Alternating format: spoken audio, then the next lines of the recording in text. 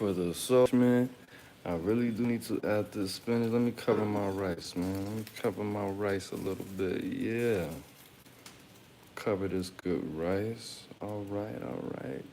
Let me move the dots. Yo, what up? It's Aaron Moses gang. Now, this video is called Diddy Do It, man. This dude Puffy is really going through it, man. So apparently, dude's house just got raided. I can't exactly remember why, but the late great Sinful the P said during the R. Kelly case, man, that these people are going to be throwing around the human trafficking situation on everybody very, very easily. And yet again, he was right. Now, P. Diddy is being hit with some R. Kelly-esque type charges. And he did, from what I'm hearing, he did the Russell, what's the dude's name from Run DMC? I can't remember, but he got on a jet, he left, which is the wise thing to do, to sell all his stuff and just get out the situation. Now, the thing about it is, when I was growing up, I was a very rebellious young man, not just as a teenager, before that. Since I was like 9 or 10 years old, I had some stuff going on, but we're going to speak about that a little bit later. At the end of the day, man, she always used to tell me, Aaron, you're acting as if this is your house. Like you pay the bills, like you contribute. Like, you deserve to have dominion, total dominion. Like, you can't do what you want to do. When you move out and when you get your own stuff, you can do whatever you want. But since you're here right now, you don't have that luxury. You're a child. Now, the thing that Puffy does not understand is he's being subject to those same rules. You know what I mean? And when you have a lot of power, and when you have a lot of wealth, when you have a lot of money, a lot of influence, you start to forget that you are just a pawn in this whole thing. You don't make the rules. You're a kid to these people. You're a child to these people. Just like that T-Cat, that To Catch a Predator, not interview, video reaction that I did. That dude was a rabbi, and he tried to. In that situation, of course, it's my prediction that he took advantage of his power in the community, and he was used to these type of people. He was familiar with these situations, but he didn't want to get too sloppy. He didn't want to mess up what he was doing, so he decided to take his thing to the internet, which is wrong. Now, I'm not hearing that Puppy had any dealings with any people that were underage, but it wouldn't surprise me. Orlando Brown's crazy ass was going on the internet, alleging some things, but Orlando Brown is severely afflicted with mental health issues, so we can't take anything that he says seriously at this point. Of course, I guess he was on meds at some point, but that's neither here nor there. But him being so free, him thinking that he could just do the Candace Owens, do the Kanye West, and just talk. I'm not saying that he said anything, but dude, you did something to piss these people off. Because just like R. Kelly, you were up there. I think Puffy's first album that he ever made went platinum. Went like multiple platinums. His first album, we don't know Puffy for being a rapper. I guess Biggie wrote him an album before he passed, and that ended up going platinum. But at the end of the day, I do want to say, I don't want to stick to the conspiracy. I'm not a conspiracy theorist, but he did something to piss somebody off that was pulling the strings, because we had heard about his weirdness for all these years. We heard about these things for decades, and now this is just now coming out. Do I think, and like I said, not a conspiracy theorist, I think Jay-Z did some weird stuff. I think Beyonce did some weird stuff. Kanye did some weird. I think all these people have done some weird things, because at the end of the day, it's human psychology to not be satisfied. Okay? It's human psychology for people to spend more money the more they make. This is why we have so many people that make six figures, but they're still broke. Like people that work at McDonald's. How you making six figures, and out of that six figures, you only have $5,000 to your name at the end of the year or less. That's weird to me. So when you could do anything you want, you could have all the three ways, you could have all the orgies, you could have everything you want. Eventually that's gonna get dry and then you're gonna end up doing some weird stuff. Like a lot of people don't understand that R word, that's not necessarily about having those interactions. That's more so of a power thing. That's more so you just taking it too far and wanting to dominate something. Now, at the end of the day, did Diddy do anything illegal? I don't know. I haven't done any research because I really don't care. But at the end of the day, we do have to understand this is all about sickness. What happened to my I had some cold notes. I put them somewhere else, but this is all about sickness, man.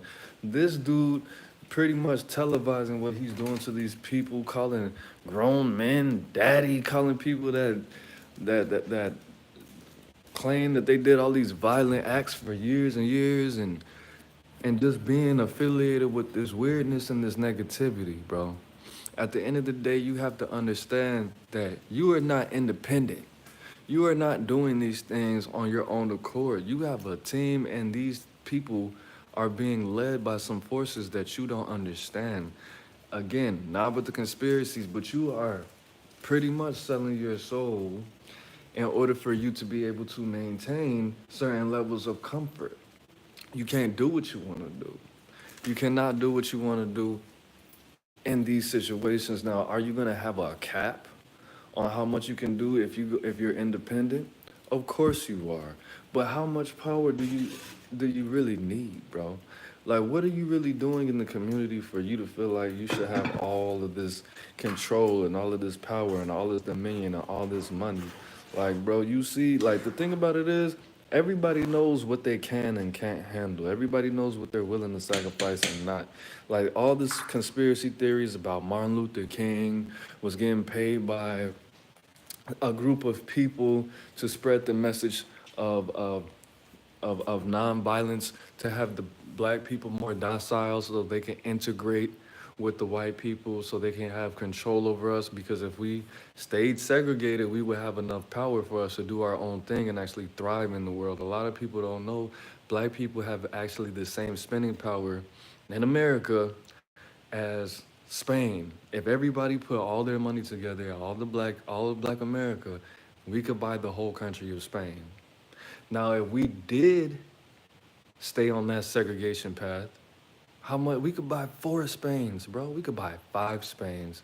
We wouldn't even be over here messing with these people. You want some of this too, old man? No. Why you come over here messing with these people? That's the type of situation we're in.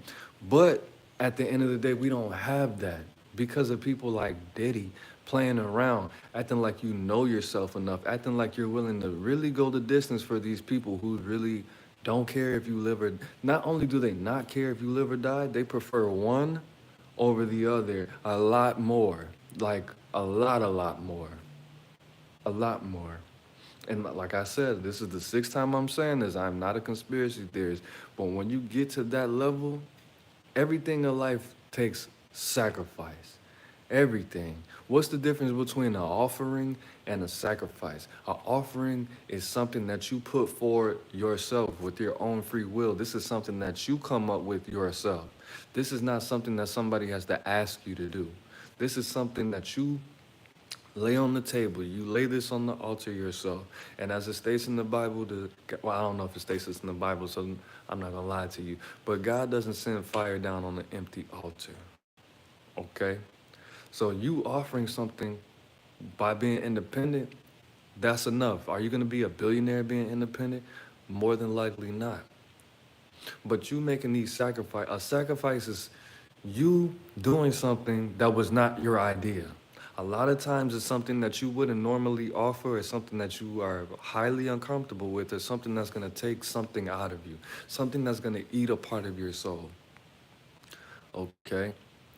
You could offer, you want to get swole in a year. Now you could offer to do 200, 300, 400 push-ups a day. That's an offering. But that sacrifice is that extra that your body is needing that you didn't even plan on doing.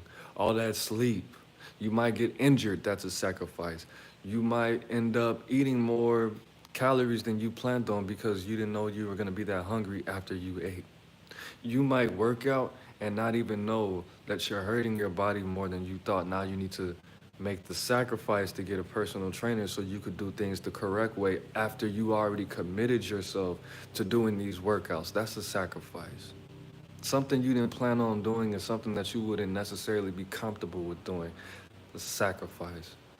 When you offer you to take your girl out to eat and you thought you were gonna spend like $70 and the date is going real good and you could tell she wants to give you some head and then all right, in your mind you're like, all right, that's about $65. I'm gonna leave a $5 tip, which is not enough. And then she's like, ooh, I'm really feeling this vibe. I want dessert and a red wine. You only wanted to stay an hour and a half. Now she wants this dessert and a red wine. That's gonna cost an extra $20. But you know you're gonna get the fire head with the behind the ball action, with the tongue, the greatness. You paying that extra $20 for that little bitty red wine. She's not gonna drink all of it, and she's not gonna eat the whole red velvet cake. That's a sacrifice, because you didn't plan on doing that. But you want some head, don't you? Don't you? Sacrifice. So when you go into these situations, you have to understand there's always going to be a sacrifice. You could offer your services, there's going to be a sacrifice. You could offer to do something, but if you really want that, if you really want to maximize what's going on, there's going to be a sacrifice. Okay? And at the end of the day, I keep saying, I got to get that out of my, got to get that out. We're not saying at the end of the day anymore. Ashe to the gods. We have to understand that a lot of this comes from trauma. A lot of this comes from people not knowing themselves, and not knowing themselves ultimately usually does come from trauma. Now, me personally, I'm in therapy right now. I'm in therapy right now. I've been seeing a therapist for about 4 or 5 weeks. And the thing about this is, my therapist, he's doing a wonderful job. Shout out to you, bro. He's white. He's a Caucasian. I don't know his background. I don't know if he grew up in the hood. I don't know if he grew up in the trailer park. I don't even know if he's from California as well. I'm not even from California. I just live here. I don't know where he comes from. I don't know anything about this man at all. But one thing I do know is that he's a Caucasian man and I am not. So when I give him certain situations, he can't understand. He can't understand when I tell him about racism that I experienced in my life, classism that I experienced in my life, preconceived notions, the thoughts that I think people have, me communicating with people and me constantly observing my backgrounds because all these years being on the block, having to watch my back and having to watch cars. He doesn't understand that that's not necessarily anxiety. That's just me coming from a certain background. Now, we also have to understand that us as black men, us as black people, there's a famine in the land for therapists that look like us.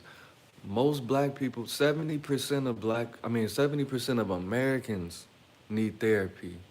75% of people have gone through some kind of trauma before the age of 12 years old. And a lot of that goes unchecked. A lot of that stuff doesn't go away. So as adults, we carry that. We carry that baggage and it starts to affect us. It might turn into some kind of addiction, whether it be sexual, whether it be drug, whether it be internet, whether it be narcissism, codependency. It turns into something. That stuff doesn't just go away. And in the black community, we have a lot of trauma. We have a lot of mental illness. We have something called PTSD, post-traumatic street disorder, and there are various symptoms. Seeing violent situations and thinking it's funny, or feeling nothing. Okay, those are symptoms of post-traumatic street disorder, which 80% of people who live in inner urban communities actually experience. So what I'm saying is black people, we have enough basketball players, we have enough football players, we have enough rappers. And if you're gonna do those things and be successful at it, at least encourage our people to become therapists, to become leaders as far as mental health, becoming thought leaders and supporting and endorsing us getting our mental health in check and going to therapy. Because the more black people we have going to therapy, the better chance we have of actually getting black people more black people to become therapists. There's a gang of Latino therapists in LA, and there's a lot of white ones. There's not that many black therapists in the world, in the Western world, in America, in my America. We have the, you just have to understand that a lot of black people are open. This is not the 80s. A lot of black people are open to going to therapy, but a lot of us feel like if I'm gonna go to therapy, if I'm gonna tell some stranger my problems, at least let them be able to relate just a little bit. At least let them be somebody I could trust. My reflection, I'm talking to an extension of me, a version of me. Now, we're all extensions of each other, white, black, Asian, whatever you might be, Hispanic, Latino. We're all extensions of each other. We all come from the same source. But if you want more black people to get therapy, if you want crime to lower, if you want all these things, of course, not all black people are criminals. It's only about 10% of us. But if you want all these things, a lot of things that are wrong with America and the black community to to turn down, we need to be encouraging each other to not only just get therapy, but become therapists. Now, are you gonna become a millionaire by doing it? I don't know. I don't want to say no. I don't know. I haven't done the research. But our people are creative, some of the most creative people in the world, if not the most creative people in the world. Do we dominate pop culture? Yeah, we do. That's what we do. We need therapy, black people, and you need to do it. If you could become a therapist, there are multiple ways for you to have side hustles, especially if you know psychology and you experience certain things. You could turn that little, I don't know, the average therapist might start out making like 40. But when you do research on financial literacy, if you start at the ripe young age of 21, it's no way that you cannot be a millionaire, retire a millionaire at least. Are you gonna be a millionaire in 10 years being a therapist? I don't know. I don't know how that will work. But you're gonna save lives. You're gonna save generations. You putting healing in the street, you putting healing in these homes, you becoming the educator and that nurturer for your community. These people, you know how much we socialize? You heal one person, they're gonna tell other people. Word of mouth is still the most popular way of marketing and advertising. So, of course, this went from talking about puppies weird ass to me trying to help out my people. And I'm not just talking, my people are people who believe in themselves, who want something better for themselves. I am specifically speaking to the people of my physical, ethnic background right now, but this goes for everybody. My people are the people who are in need, the people who want more, who want better, not just black people. Those are my people. People who understand this message. People who, you know who my people are? People who love themselves, who just need a little push. Talented people, creative, lovely, brilliant minded people are my people. So our community is in need of therapy. We need more therapists. If you're gonna rap, rap. But say something that's gonna heal the soul. If you're gonna sing, sing. But sing something into our community that's gonna heal the soul. We already know what Perky's and Molly and Lean, we know what that does. That's boring now, bro. We already know what that does. It makes you go to sleep and wake up and wish you had more money so you can get more. But now you gotta go back to your warehouse job and work these 10 hours and hurt yourself because you were sipping lean, dancing the future. Shout out to Future, but that's not therapy, bro. That's not helping, bro. That's not helping at all. So, that's all I gotta say, man. Peace.